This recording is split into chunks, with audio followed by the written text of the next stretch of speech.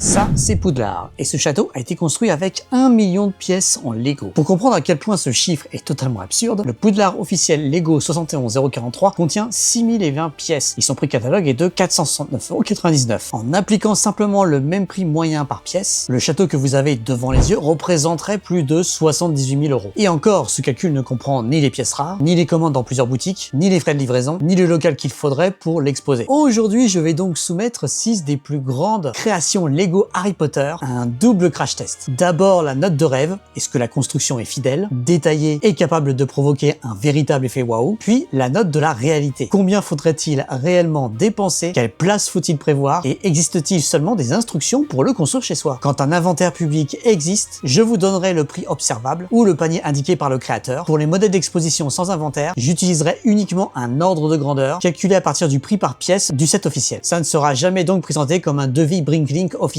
Et je vous montrerai aussi 5 alternatives supplémentaires pour savoir s'il existe au milieu de tous ces gouffres financiers un projet que je pourrais vraiment vous conseiller. Et restez bien jusqu'à la fin de la vidéo car j'ai une grosse annonce à vous faire si vous êtes fan de l'univers d'Harry Potter comme moi.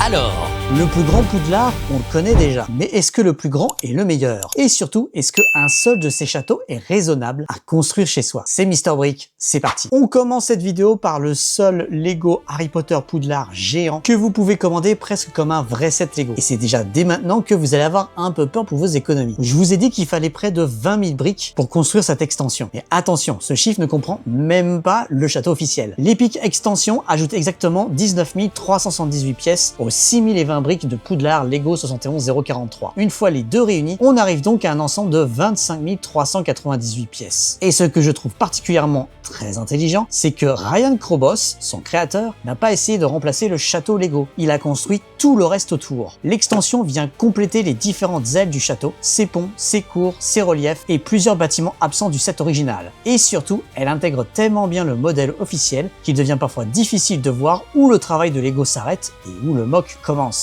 Là, on joue clairement pas dans la même cour. Le modèle complet mesure environ 1,31 m de long, c'est lunaire, presque 94 cm de profondeur et 63 cm de hauteur. Donc oubliez clairement l'étagère Billy là, il faut directement commencer à négocier la table de la salle à manger. Et même si les instructions existent, le mot accessible reste très relatif ici. Elles sont réparties dans 14 fichiers PDF représentant plus de 3000 pages. Et si vous ne possédez pas les pièces, il est même possible de commander l'extension avec uniquement les briques Lego officielles. Le prix affiché au moment où je prépare cette vidéo est de 2799 € sans château. Bon, vous avez compris déjà de quel budget on se parle. Si vous partez de zéro, il faut donc ajouter les 469,99 € du set officiel. Donc le total minimum serait de 3278 € avant le meuble d'exposition et les éventuels frais de livraison. Au simple ratio du set officiel, 25 398 pièces représenteraient plutôt environ 1980 €. Ici, le prix réel du kit est nettement plus élevé parce que quelqu'un a déjà fait pour vous le cauchemar de l'inventaire et de l'approvisionnement. Donc techniquement, oui, vous pouvez le construire chez vous. Financièrement et psychologiquement, c'est déjà une autre discussion. Pour la plupart des gens, le seul scénario raisonnable serait de posséder déjà le set de base et de réunir les pièces de l'extension progressivement sur Bricklink. Mais ce qui me plaît vraiment ici, c'est que la taille ne sert pas seulement à faire gonfler le nombre de pièces, elle corrige la principale limite du château officiel. Cette impression de ne posséder finalement qu'une tranche magnifique de ce Poudlard. Avec cette extension, on obtient enfin un domaine complet, cohérent et spectaculaire sur tous les angles. En revanche, il reste totalement dépendant du design de Lego, son échelle microscopique limite la profondeur de certains intérieurs et, en matière d'originalité pure, il part forcément avec un désavantage face aux créateurs qui ont entièrement réinventé le château. Pour la note de rêve, du coup, je lui donne un bon 8 sur 10. L'intégration au set officiel, la silhouette et l'effet d'ensemble sont extrêmement réussis, je trouve. Pour la note de réalité, je mettrais seulement un 3 sur 10. Les instructions et les inventaires existent, ce qui est exceptionnel, je trouve, à cette échelle, mais il faut consacrer environ 1,22 m² et dépasser quasiment 3303 € si l'on part de zéro. C'est gigantesque, cohérent et réellement reproductible, mais reproductible ne veut clairement pas dire recommandable pour la majorité des collectionneurs. Mais le prochain Poudlard que j'ai trouvé va vous montrer que la magie d'un château ne se trouve peut-être pas dans la silhouette des extérieurs, elle se trouve peut-être dans tout ce qui se passe à l'intérieur. Et là, on change complètement de philosophie ici, parce que le Poudlard d'Eva Svartruk, désolé de la prononciation, n'a pas été conçu pour être admiré uniquement de l'extérieur. Il a été construit comme une gigantesque maison de poupées Lego, avec toute une façade ouverte pour nous permettre d'explorer directement simplement la vie à l'intérieur du château. Et regardez-moi ça, la grande salle, les dortoirs, les salles de classe, les couloirs, les escaliers, les professeurs, les élèves, chaque petit espace semble raconter sa propre histoire. C'est plus simplement une maquette de Poudlard, c'est presque une bande dessinée Harry Potter construite en briques. Eva a commencé ce projet en mai 2017. À l'origine, elle voulait seulement construire quelques dortoirs et quelques salles de classe. Sauf que, comme souvent avec les Lego, le projet lui a légèrement échappé. Une première maison est devenue 3 bâtiments, puis 4 tours. Et la liste des pièces et des scènes qu'elle voulait reproduire n'a cessé de grandir pendant 4 années. Et ce que j'aime particulièrement ici, c'est qu'elle ne s'est pas limitée aux scènes immédiatement reconnaissables des films. Elle a aussi cherché à intégrer des détails issus des livres, au point que certains visiteurs des expositions passent des heures devant le château pour essayer de reconnaître toutes les références. Du coup, là, on regarde plus seulement la taille du mock, on le lit. En revanche, Eva reconnaît elle-même que certaines salles ne sont pas placées exactement là où elles devraient se trouver dans le véritable Poudlard. Comme le projet s'est agrandi progressivement, il aurait fallu démonter et reconstruire des modules entiers pour obtenir une architecture parfaitement cohérente. Et visuellement, cela se ressent. L'extérieur est moins fidèle et moins cinématographique que celui de Playwell Brick. La composition paraît parfois plus chargée, presque chaotique, mais honnêtement, je crois que c'est aussi celui qui donne autant de vie. Playwell Brick nous montrait le château que l'on rêve d'exposer. Eva, ici, nous montre celui dans lequel on rêve de rentrer. Mais si cette visite vous donne envie de reproduire le château, il y a un problème. Eva n'a publié ni inventaire complet, ni instruction, ni nombre de pièces véritables. Impossible donc de calculer un panier Bricklink sérieux. Et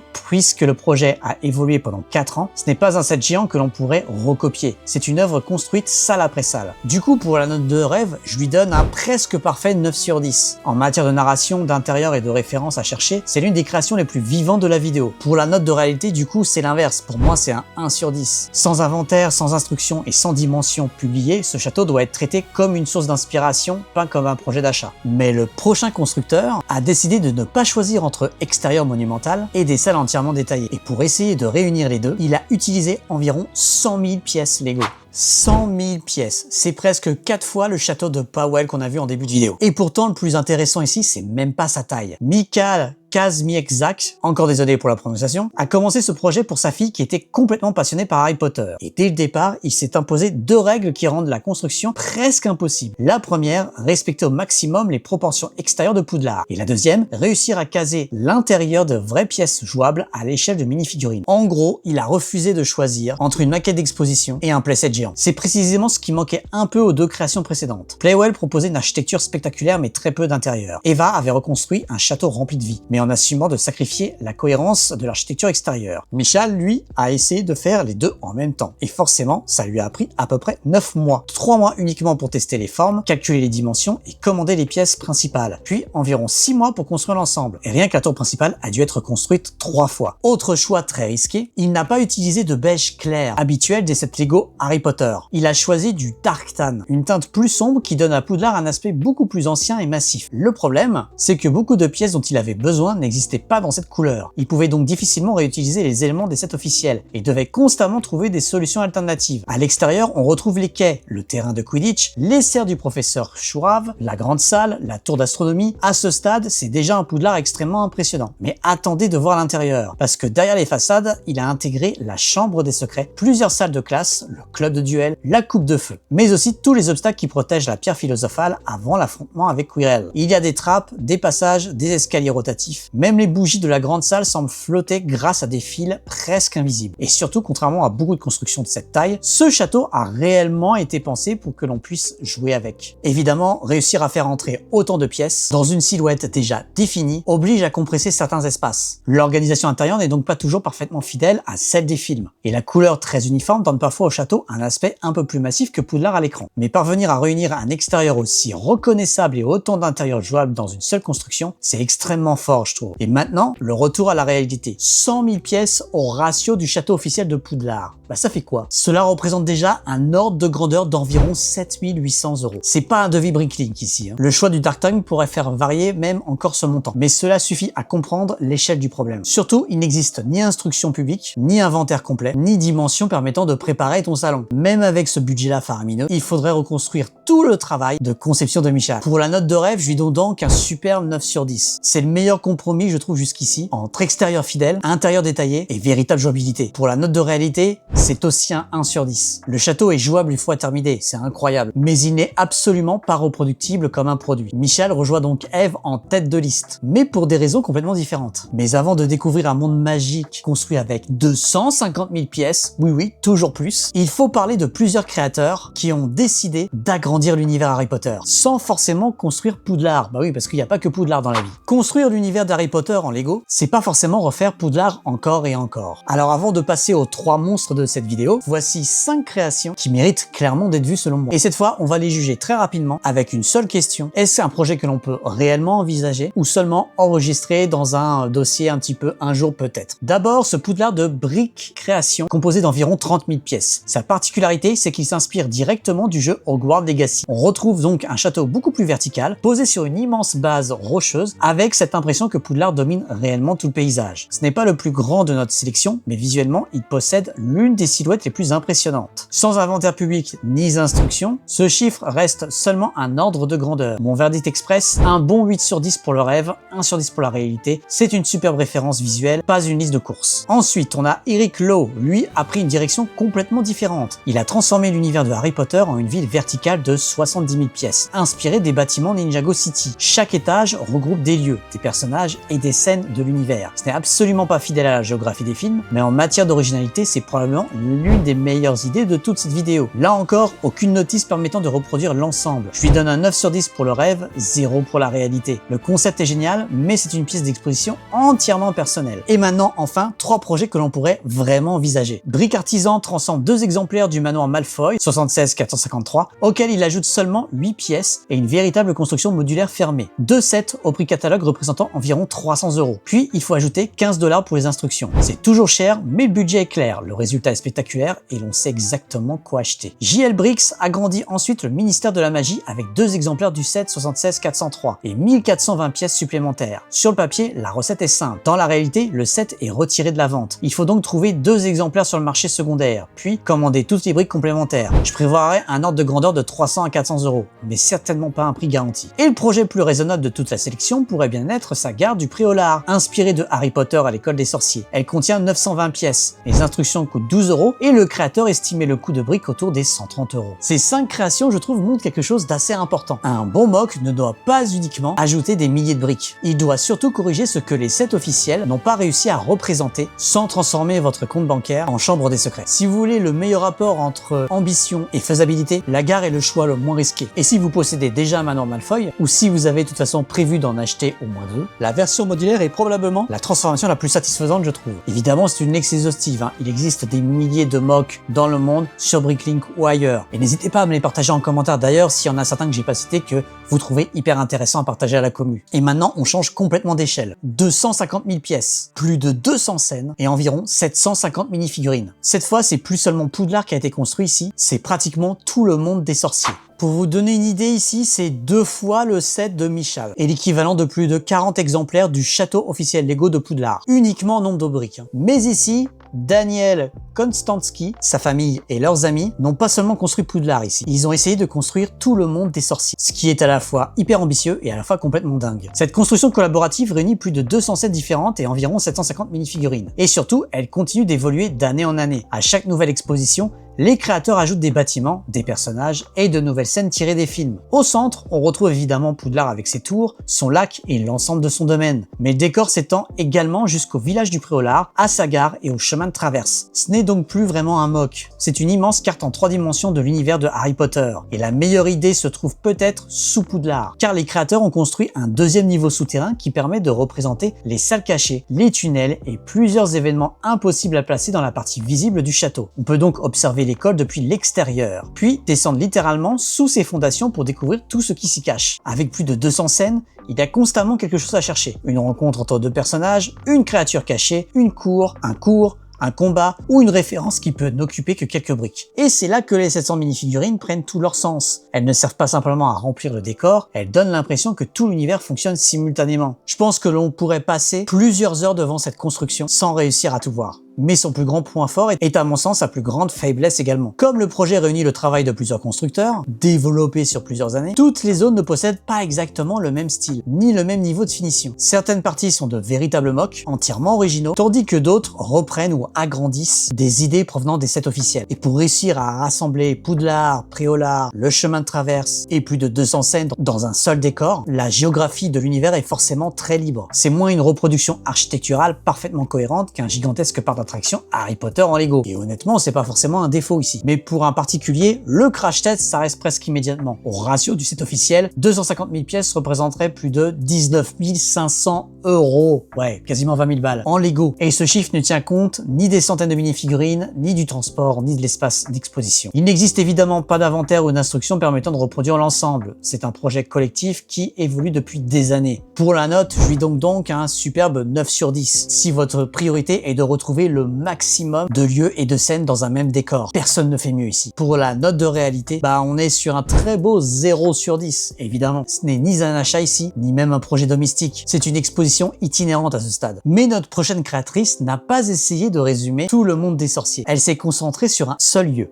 Poudlard. Elle y a consacré une année entière de sa vie, près de 400 000 briques, et elle a construit chacune de ces salles comme si elle devait réellement accueillir les élèves. 400 000 pièces, c'est l'équivalent de plus de 66 châteaux Lego Poudlard officiel, réunis dans une seule construction. Au ratio du set officiel, on parle déjà d'un ordre de grandeur supérieur à 31 000 €, juste de briques, pour vous donner un peu une idée. Mais contrairement au projet précédent, ce projet n'a pas été construit par toute une équipe. Il est essentiellement l'œuvre d'une seule personne, Alice Finch. La construction forme un immense L dont chacun des deux côtés mesure près de 4 mètres. Et rien que le grand escalier central contiendrait environ 10 000 pièces. C'est déjà presque 2 fois le nombre de briques du château Lego officiel, uniquement pour construire un escalier. À l'origine, Alice avait commencé à collectionner les sets Harry Potter en construisant avec ses fils. Mais elle était frustrée par leurs façades ouvertes et leurs espaces simplifiés. Je la comprends tellement. Elle voulait un Poudlard à échelle de mini-figurines avec 4 véritables murs, des toits complets, une architecture crédible, mais qui reste suffisamment solide et accessible pour que ses enfants puissent jouer à l'intérieur. En clair, exactement le genre de Poudlard que Lego ne pourrait probablement jamais commercialiser. Elle a commencé par la grande salle. C'est le premier bâtiment qui a déterminé l'échelle de tout le château. Alice voulait notamment pouvoir installer les 4 longues tables de maison avec suffisamment de place pour asseoir réellement les élèves. Et lorsqu'elle a terminé cette première partie, elle a réalisé que la grande salle occupait déjà pratiquement toute sa table de construction. Elle aurait pu réduire l'échelle, mais elle a décidé de construire tout le reste autour. Pour être la plus précise possible, Alice ne s'est pas contentée de regarder les films. Elle a comparé les descriptions dans les livres, étudié les décors et visité les studios Harry Potter près de Londres. Elle y a photographié les maquettes, les décors et même les plans architecturaux sous tous les angles. Ouais, elle est complètement déter.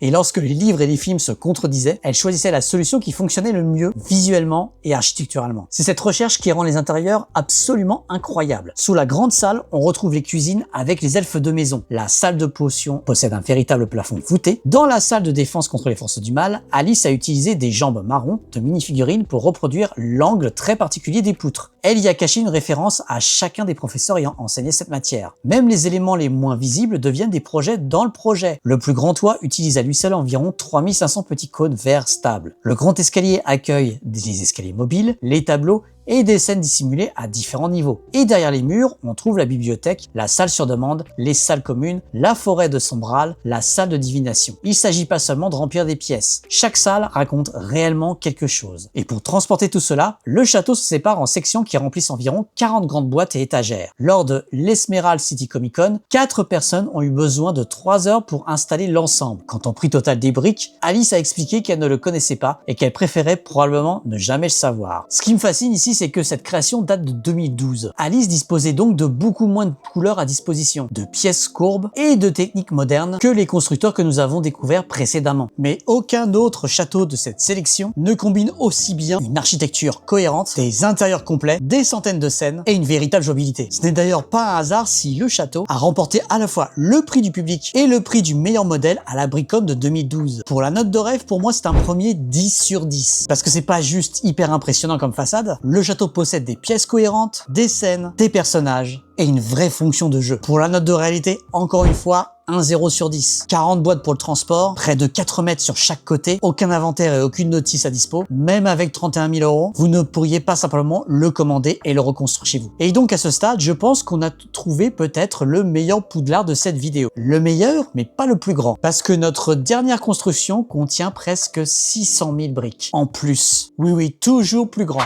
Écoutez-moi bien attentivement. 1 million de pièces. C'est 2 fois et demi le château d'Alice. 10 fois celui de Michal et l'équivalent d'environ 166 exemplaires du château Lego officiel de Poudlard. Notre calcul théorique donc, du coup, donne plus de 70 000 € pour se le procurer. La presse tchèque évoque de son côté un coût d'environ 2 millions de couronnes, soit autour des 80 000 € si on convertit. Pour une fois, l'ordre de grandeur rejoint presque la réalité. Le château de Marek Menz, j'espère vraiment que je prononce bien les noms, mesure environ 5,50 m de long et plus de 4 mètres de large. Et il culmine environ à 2,65 m. Il est donc plus haut que la plupart des pièces que l'on a vues avant, et ce monstre a été conçu par une seule personne. Tout commence en 2013, pendant une exposition Lego en République tchèque. Les visiteurs demandaient régulièrement pourquoi il n'existait pas un grand modèle consacré à Harry Potter. Les organisateurs ont alors demandé à Marek s'il pouvait construire quelque chose autour de cet univers. Et sa réponse a été en résumé: pourquoi ne pas construire Poudlard en entier? Oui, le mec s'est grave chauffé. À ce moment-là, il ne savait pas que cette simple phrase allait lui coûter plus de 2 années de travail et engloutir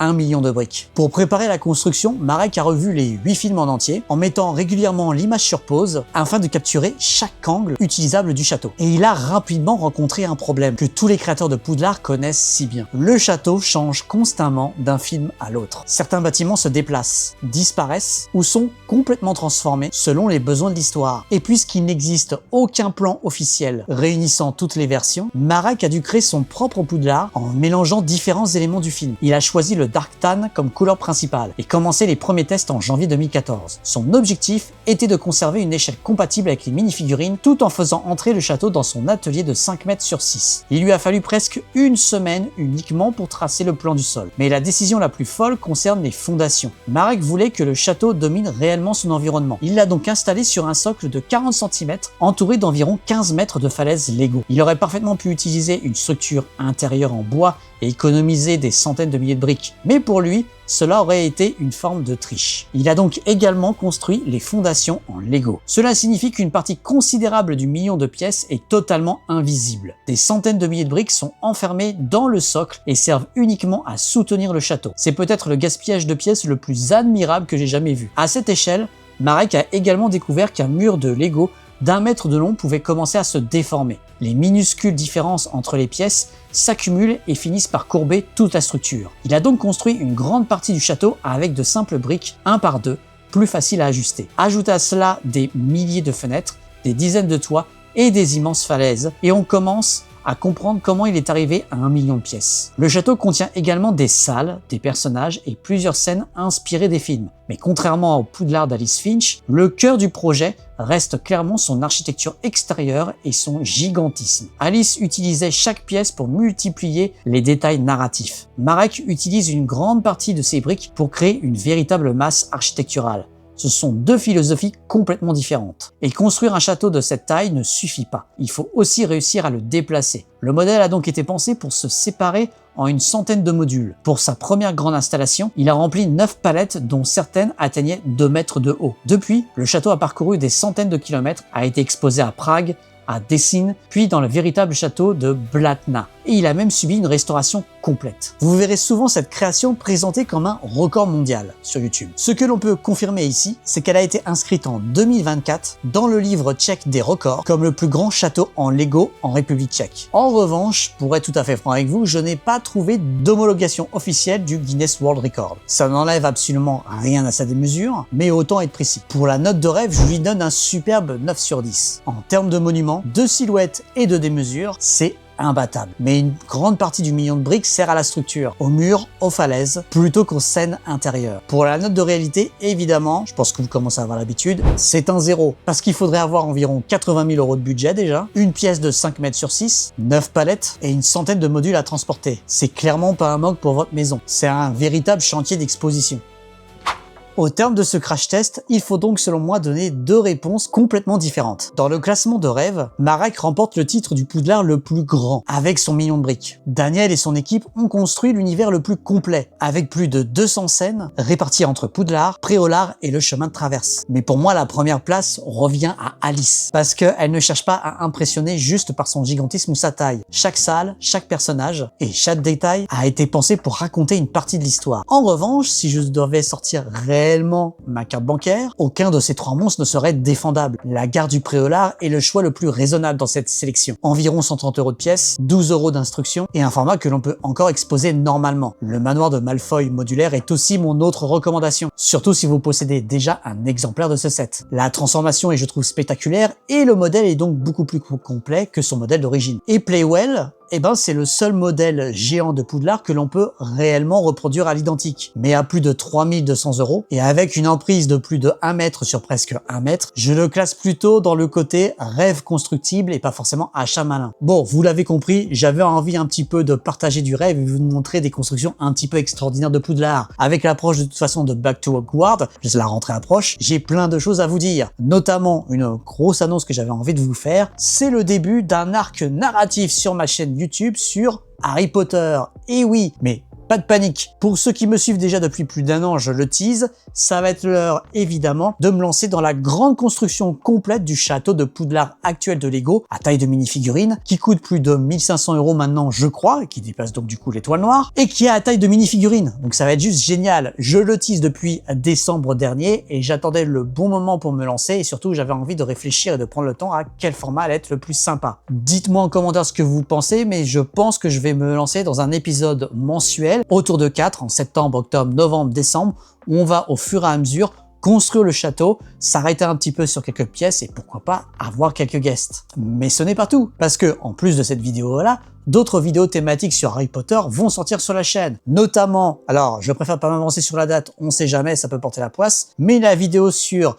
la grande et la folle histoire de Harry Potter qui devra arriver à la même hauteur si vous avez aimé d'ailleurs que ma vidéo sur l'histoire de Ninjago et aussi celle de Lego Batman que je vous invite à revoir, et bien sûr quelques autres surprises, qui sait. Et ceux qui sont peut-être un peu moins fans d'Harry Potter, là aussi pas de panique, ça veut pas dire que ma chaîne va se transformer en 100% contenu Harry Potter sur les 4 prochains mois, pas du tout, calmez-vous, au contraire, c'est pour ça que je dilue exprès les contenus sur Harry Potter pour éviter de faire un long tunnel, et du coup il y aura mes traditionnelles vidéos sur les sorties Lego, sur les rumeurs qui risquent d'arriver notamment à la fin d'année, sur les recommandations au niveau du Black Friday pour se faire des bonnes promos, et bien sûr les prochains sets qui vont disparaître d'ici la fin de l'année, et pourquoi pas d'autres surprises que j'ai déjà tournées au niveau du storytelling. Voilà. Mais maintenant je veux connaître votre avis. Déjà, est-ce que vous aimez ce format de vidéo? N'hésitez pas aussi à me le dire en commentaire comment vous voyez cette évolution, est-ce que vous avez envie que je m'attarde sur d'autres sets un peu incroyables, d'autres gammes. J'avais tenté un peu maladroitement de faire ça pour les Lego Disney, mais ça n'avait pas trop marché. Et il faut dire aussi que j'ai tourné cette vidéo quand j'étais full malade. Là, j'ai essayé d'un peu twister ce format, donc je serais un peu curieux d'avoir votre avis aussi, c'est aussi important parce qu'il faut que ça vous plaise aussi à vous. Et du coup, parmi tout ce qu'on a parlé dans cette vidéo, si vous deviez financer un énorme set Harry Potter pour chez vous,